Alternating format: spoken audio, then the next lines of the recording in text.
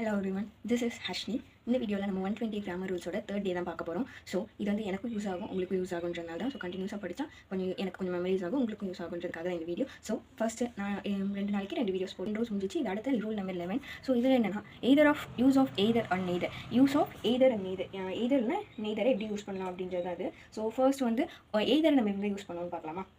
Either வந்து 1 of 2 அப்படின்னா ரெண்டுத்துலேருந்து 1 அப்படின்றப்போ எய்தர் அது பாசிட்டிவ் சென்ஸாக இருந்தால் எய்தரும், நெகட்டிவ் சென்ஸாக இருந்தால் நன் ஆஃப் தி 2. இது ரெண்டுத்துலேருந்து எதுவும் இல்லை நெகட்டிவ் சென்ஸாக இருந்தால். So example you can choose either option. நீங்கள் ஏதாவது ஒன்று சூஸ் பண்ணலாம் பாசிட்டிவ் இல்லையா? So neither of the answer is correct. எந்த ஆன்சரும் கரெக்ட் இல்லை. ஸோ அதனால தான். ஸோ ஏன் இஸ் வந்திருக்கு அப்படின்னா நெய்தர்னா என்னது? ரெண்டுமே இல்லை, ஏதாவது ஒன்று தானே சொல்லுவாங்க. ரெண்டுத்துல எதுவுமே இல்லைனா இஸ் தான் போடுவோம். ஸோ சிங்குலரில் தான் இருக்கும். ஸோ நெக்ஸ்ட் ரூல்ஸ் போகலாம்.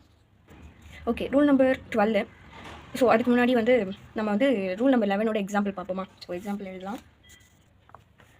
ரூல் நம்பர் 11ஓட எக்ஸாம்பிள்ஸ். ஸோ நம்ம என்ன பார்த்தோம்? யூ கேன் ஏதாவது பாசிட்டிவாக இருந்தால் அதுவும் நெகட்டிவாக இருந்தால் வந்து அப்படின்னு சொல்லிட்டு பார்த்தோம். ஸோ இப்போ வந்து அதுக்கான எக்ஸாம்பிள் பார்ப்போம். You can choose dash. First என்ன? You can choose dash tea or coffee. நீங்கள் டீ சூஸ் பண்ணுவீங்க இல்லை காஃபி சூஸ் பண்ணுவீங்கன்னு கேட்குறாங்க. ஸோ இதில் கேட்கும் போதே நமக்கு நல்லா தெரியுது. Either tea or coffee. நீங்கள் இது ரெண்டுத்தில் எதை யூஸ் பண்ணுவீங்க? எய்தர் அப்படின்ட்டு சொன்னால். ஸோ செகண்ட் ஒன் போகலாமா? செகண்ட் ஒன் வந்து dash of the candidates was selected.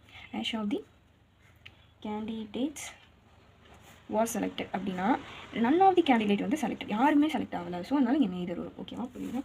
So அடுத்தது ரூல் நம்பர் 12 பார்க்கணும். Rule number 12. Okay, use of too and enough. Too and என் ஆஃபோட யூசஸ் தான். More than required. நமக்கு தேவைப்பட்டதை விட ரொம்ப அதிகமாக இருந்துச்சு அப்படின்னா அது டூன்னு சொல்லுவோம். அண்ட் சென்ஸ் அது நெகட்டிவாகவும் சொல்லுவோம். இந்த டூ எதை சென்ஸ் பண்ணணும்னா நெகட்டிவும் சென்ஸ் பண்ணும். ஸோ என் ஆஃப்ன்றது சஃபிஷியன்ட், எனக்கு போதும் அப்படின்றத என் ஆஃப். ஸோ அதுக்கான example rule 12. Okay, the bag is dash to carry. The bag is dash heavy to carry. So இதுக்கு என்ன வரும்? டேஷ் டு கேரி என்னது? டூ ஹெவி அப்படின்ட்டு வருமா? டூ ஹெவி அப்படின்ட்டு வரும்.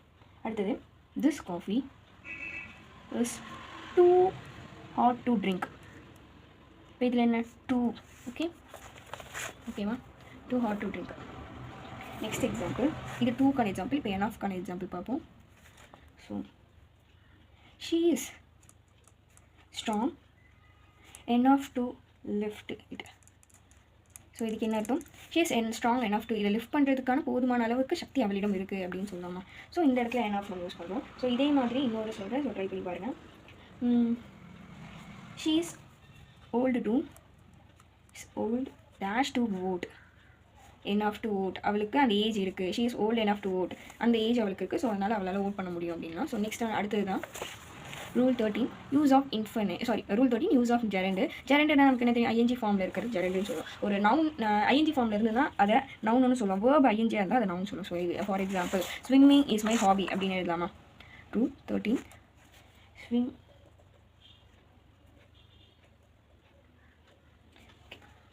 Swimming is good exercise. Correct தானே? இந்த ஸ்விம்மிங்கிறது என்ன? ஸ்விம்ன்றது என்ன? அது ஒரு செயல் தானே, வேர்ப் தானே. அது கூட ஐஎன்ஜி சேர்த்து வந்ததுன்னா நம்ம என்னன்னு சொல்கிறோம்? நவுன்னு சொல்கிறோம். ஸோ இதுதான் ஜெரண்ட் ஃபார்மு. ஸோ அடுத்த எக்ஸாம்பிள் வந்து ஐ என்ஜாய் ரீடிங். அண்ட் இதை தான் நம்ம வந்து நான் ஃபைனைட் வேர்ப்னு சொல்லுவோம். நான் ஃபைனைட் வேர்ப்னா என்னன்னு சொல்லுவாங்க? ஒரு மெயின் வேர்ப் தனியாக வந்தால் நான் ஃபைனைட் வேர்ப். இதே ஒரு மெயின் வேர்ப் ஹெல்பிங் வேர்டோட வந்துச்சுன்னா அது வந்து ஃபைனைட் வேர்ப்னு சொல்லுவோம். ஸோ இங்கே ஸ்விம்மிங் இது வந்து ஓகே, இதுவுமே ஒரு நான் ஃபைனைட் வேர்டு தான். V1 ING நவுனாக வந்திருக்கு, இங்கே நவுனாக வந்திருக்கு. ஐ என்ஜாய் இங்கே ஆல்ரெடி நமக்கு ஒரு வேர்ப் வந்துடுச்சு. ஸோ இங்கே ரீடிங்கிறது இந்த V1 ING நமக்கு ஒரு இன்ஃபைனைட்டாக தான் இருக்குது. ஓகேவா? ஓகே, ஸோ அதுக்கான எக்ஸாம்பிள். ஸோ எக்ஸாம்பிள் வந்து ரீடிங் இம்ப்ரூவ்ஸ் நாலேஜ். என்னது? Reading improves knowledge. ஓகேவா? இங்கே ரீடிங் இன்ஃபைனைட் வேர்ப் தான் இது. இன்ஃபைனைட்டு. அண்ட் இதை வந்து V1 ING நவுனாக சொல்லலாம். ஓகேவா? அடுத்தது rule 14. Use of infinitives. Use of இன்ஃபினிட்டிவ்ஸ்னால் 2 + வேர்பு, அது இன்ஃபினிட்டிவ்னு சொல்லுவோம். அது 2 + வேர்ப் என்னன்னு சொல்லுவாங்க? ஒரு பர்பஸாக இல்லை இன்டென்ஷனாக ஆக்ஷனாக சொல்கிறப்ப அந்த 2 + வேர்புன்னு சொல்லுவோம். ஸோ ரூல் 14 பொறுத்த வரைக்கும் ரூல் 14 பார்ப்போம். I want to learn English. I want to learn. இந்த இடத்துல என்னது? ஒரு பர்பஸோ இல்லை நான் அதை பற்றி தெரிஞ்சுக்கணும் அப்படின்ற மாதிரி ஒன்று இருக்குல்ல, லேர்ன். ஸோ இந்த 2 + V1 இது என்ன சொல்லுவோம்? இன்ஃபினிட்டிவ்ஸ் அப்படின்னு சொல்லுவோம். ஓகேவா? ஸோ இந்த V1 ING ஜெரண்டி நம்ம இன்ஃபினிட்டிவ் தான் சொல்லுவோம். வேர்ப் +1 அது இந்த 2 + V1 இன்ஃபினிட்டிவ் தான் சொல்லுவோம். ஸோ அதுக்கான second example she came here to study, அவன் இங்கே படிக்கிறதுக்கு தான் வரா அப்படின்ட்டு. So here to study 2 + V1. ஓகேவா? அடுத்த ரூல் பார்ப்போம்.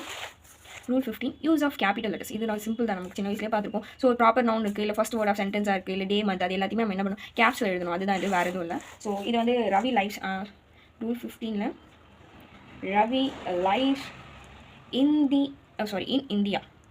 ஸோ இது கேப்ஸில் எழுதணும். So we will meet on Monday. Okay, இங்கே இது கேப்ஸ் ஃபர்ஸ்ட் லெட்டர். ஸோ அதுதான் இது நமக்கு சிம்பிளாக தெரிஞ்சது தான். ஸோ நெக்ஸ்ட் வீடியோவில் பார்க்கலாம், அடுத்த 5 பார்ப்போம். ஸோ தேங்க்யூ ஃபார் வாட்சிங்.